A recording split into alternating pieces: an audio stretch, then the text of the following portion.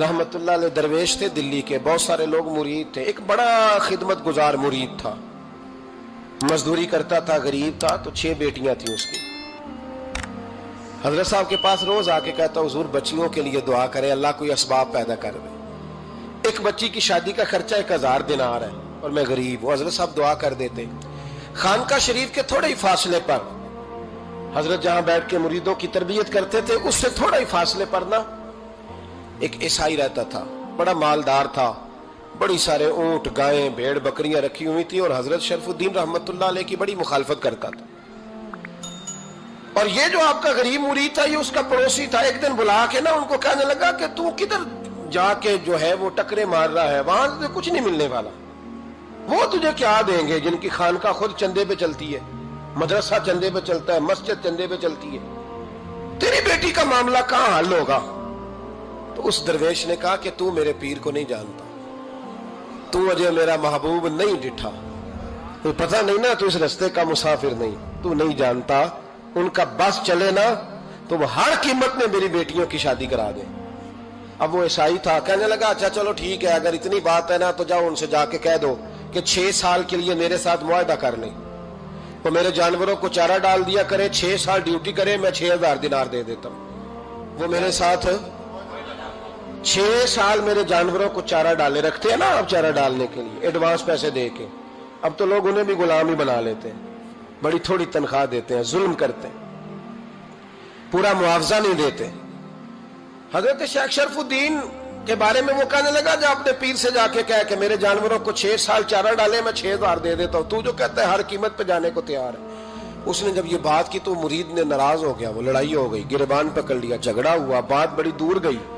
इस तरह की बात करता मेरे हजरत के बारे में, तेरे जैसे कई मैं वहां काम पे रखा दूं।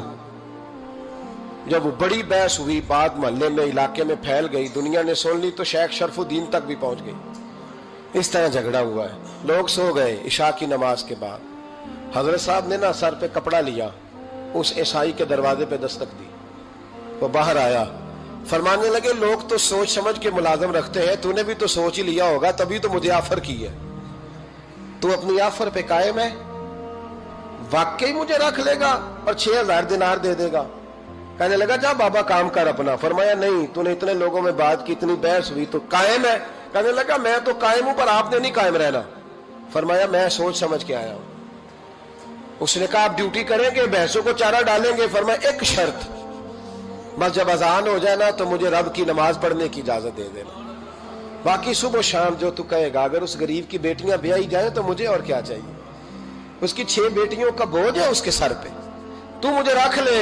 अल्लाह अकबर। वो कहने लगा चले पे मेरे साथ खते बंदगी कर ले। आजकल हम स्टाम करते हैं, उस जमाने में खते बंदगी होता था, गुलामी का खत। काजी शहर के पास, यानी उसका ख्याल था कि चलो स्टाम की बात करूंगा तो भाग जाएंगे।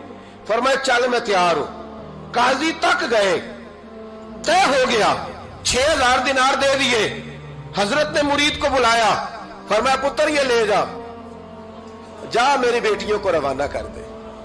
कहने लगा हुजूर ये क्या कर रहे हो आप, कुछ सोचे?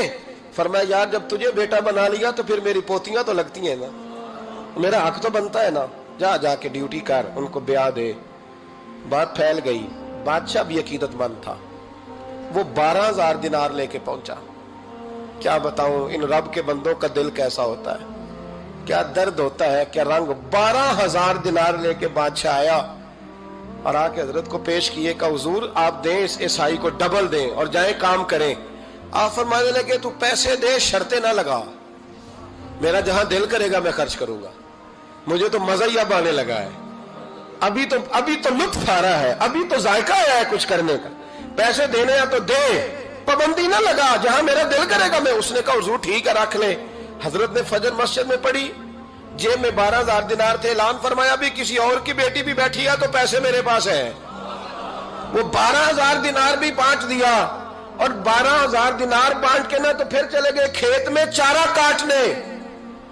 उस ईसाई को किसी ने बतलाया कि उनके पास तो 12000 आया है, पर तुझसे जान नहीं छुड़ाई उन्होंने। तो वादा ये हुआ था कि 6 देंगे तो जाएंगे, जब तक देंगे नहीं तेरे घर में काम करेंगे। वो ना चारा काट रहे थे, हजरत साहब तो वहां पहुंच गया, दूर जाके खड़ा हो गया, कहने लगा बाबा پہلے تو میں نے مسلمانوں کے اخلاق سنے تھے، اب تو میں نے دیکھ بھی لیے، پر یہ بتا جب 12,000 آیا تھا جان کیوں نہیں چھڑائی؟ تو حضرت چارہ کاٹتے کاٹتے رو پڑے، فرمانے لگے تو نہیں نہ جانتا یہ بیٹیاں سانجی ہوتی ہیں، پتہ نہیں نا، میرے رسول پاک نے تو حاتم تائی کی بیٹی کے سر پہ کپڑا رکھ کے کہا تھا بیٹیاں برابر ہوتی ہیں، تو یہ نہیں پتا جب اس کی 6 بیٹیوں کی شادی ہوئی ہے میرے اندر روحانیت کتنی بڑی ہے۔ فرمایا پھر 12,000 آیا ہے تو 2-4 بچیاں پھر گئی ہیں، مجھے نہیں پتا میں اندر سے راضی کتنا ہوں، میں تیری نوکری کرتا رہوں گا، پتہ نہیں اللہ کتنی بیٹیوں کو بیاہ دے گا۔ اتنا رویا وہ عیسائی کے پیروں میں بیٹھ گیا، کہنے لگا بابا میں نے تیری مخالفت کی ہے پر تیرے قریب آ کے پتہ چلا ہے کہ تو بہت اونچے اخلاق کا مالک ہے، اور اگر تیرا یہ مقام ہے تو تجھے اخلاق سکھانے والے محمد عربی کی شان کتنی ہوگی۔